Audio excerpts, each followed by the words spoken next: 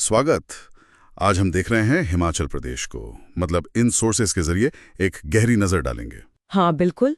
इसे देवभूमि भी कहते हैं, देवताओं की भूमि। सुना तो है ही। हाँ, और ये बात इन दस्तावेजों में भी है। नॉर्थ इंडिया में है, और मजे की बात, दो कैपिटल्स हैं, शिमला समर के लिए और धर्मशाला विंटर के लिए। अच्छा, ये इंटरेस्टिंग है। और सोर्सेज में नदियों का भी जिक्र है। ब्यास, रावी, सतलुज, काफी नदियां हैं। और जाहिर है अलग अलग तरह का ज्योग्राफी भी। सही। तो चलिए देखते हैं इन सोर्सेस से क्या खास बातें निकलती हैं हिमाचल के बारे में। बिल्कुल। तो सबसे पहले मुझे लगता है कल्चर की बात करें। यहाँ की पहाड़ी संस्कृति काफी रिच है, ऐसा ये सोर्सेज बताते हैं। जैसे पारंपरिक संगीत है और वो नाटी डांस। हाँ, नाटी का जिक्र है। ये सिर्फ नाच गाना नहीं, शायद लोगों को जोड़ता भी होगा। जैसे चंबा रुमाल का जिक्र है इसमें। उसकी जो कढ़ाई होती है वो कहानियां बताती है। अच्छा, मतलब लोकल कहानियां उस पर बनी होती है। हाँ, एक तरह का कल्चरल रिकॉर्ड जैसा है वो। फिर ऊनी शॉल है, लकड़ी का काम है, कुल्लू की टोपियां, ये सब उसी आर्ट का हिस्सा है। और ये कल्चरल फेस्टिवल्स में भी दिखता होगा, जाहिर है। जैसे कुल्लू दशहरा का जिक्र है, वो तो शायद इंटरनेशनल लेवल पर फेमस है। हाँ हाँ, कुल्लू दशहरा बहुत बड़ा होता है। उसकी खासियत ये है कि उसमें सारे लोकल देवी देवताओं की पालकियां आती हैं।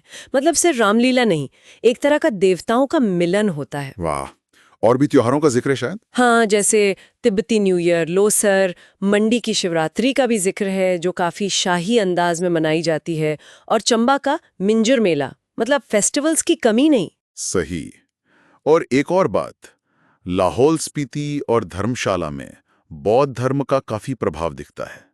धर्मशाला तो दलाई लामा का घर भी है ना? बिल्कुल। दलाई लामा का निवास स्थान होने की वजह से ये एक बहुत बड़ा स्पिरिचुअल सेंटर बन गया है। ये सोर्सेज में साफ बताया गया है। तो कल्चर और स्पिरिचुअलिटी तो हो गई। अब जरा नज़ारों और एडवेंचर की बात करें। हिल स्टेशंस तो फेमस हैं, शिमला, मनाली, डलहौजी। लेकिन एडवेंचर के लिए क्या है खास? एडवेंचर के लिए भी बहुत कुछ है। सोर्सेज बताते हैं कि ट्रैकिंग के लिए त्रियूंड जैसा फेमस ट्रैक है। फिर बीर बिलिंग का नाम आता है पैराग्लाइडिंग के लिए। ओह हाँ, बीर बिलिंग। सुना है वो दुनिया की बेस्ट जगहों में से है पैराग्लाइडिंग के लिए। शायद वहाँ हवा वगैरह अच्छी रहती होगी। हाँ शायद। थर्मल कंडीशंस और नज़ारे दोनों ही कमाल के हैं। और सर्दियों में सोलंग वैली में स्कीइंग, तो मतलब हर किसी के लिए कुछ ना कुछ है वहाँ। सही कहा। और जो शांति ढूंढ रहे हैं उनके लिए मंदिर और मठ भी तो होंगे। बिल्कुल। जैसे शिमला का जाखू मंदिर है, मनाली में हिडम्बा देवी मंदिर है, और स्पीति वैली में एकदम शांत की मोनेस्ट्री। ये सब इन दस्तावेजों में मेंशन्ड है। तो मतलब टूरिज्म सिर्फ घूमना फिरना नहीं, एक डीप एक्सपीरियंस भी हो सकता है। और एक्सपीरियंस की बात हो रही है तो खाने को कैसे भूलें। यहाँ एक पारंपरिक धाम का जिक्र है। ये क्या चीज़ है? हाँ, धाम बहुत स्पेशल है। ये बेसिकली एक ट्रेडिशनल कम्युनिटी फीस्ट है। शादियों या त्योहारों पर होता है और पतलों पर खाना परोसा जाता है। पतलों पर? अच्छा। हाँ, और पूरा खाना शाकाहारी होता है। कई तरह की दालें, सब्जियां, चावल, दही, मीठा, सब कुछ। इसके अलावा सिडू का भी जिक्र है। वो एक तरह की स्टीम्ड ब्रेड होती है। और छा गोश्त यानी दही की ग्रेवी में बना मटन। वाह, सुनने में मजेदार लग रहा है।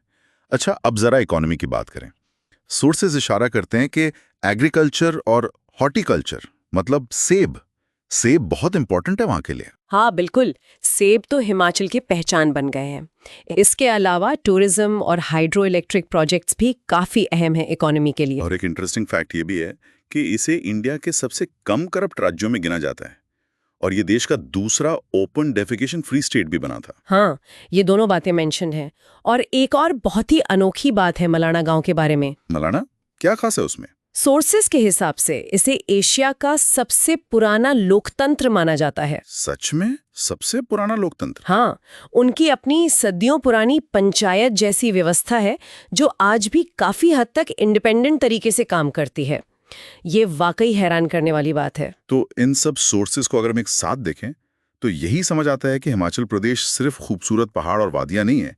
यहाँ कल्चर है, शांति है, एडवेंचर है, परंपराएं हैं, सब कुछ है। हाँ, मतलब नेचर, कल्चर, पीस, एडवेंचर सब एक जगह। ये कॉम्बिनेशन ही इसे खास बनाता है। बिल्कुल। और यहाँ एक सवाल भी मन में आता है जिसका जिक्र सीधे तौर पर तो नहीं है, पर सोचने लायक है। क्या सवाल? यह कि मड़ाना गांव जैसी जो पुरानी लगभग अपनी अलग दुनिया में जी रही लोकतांत्रिक परंपराएं, वो आज के इस मॉडर्न डेवलपमेंट और बढ़ते टूरिज्म के दौर में अपनी पहचान कैसे बचाए रखेंगी? ये सचमुच सोचने वाली बात है। मतलब वो पुराना सिस्टम और ये नया जमाना, इनके बीच का संतुलन कैसे बनेगा, ये एक दिलचस्प पहलू है भविष्य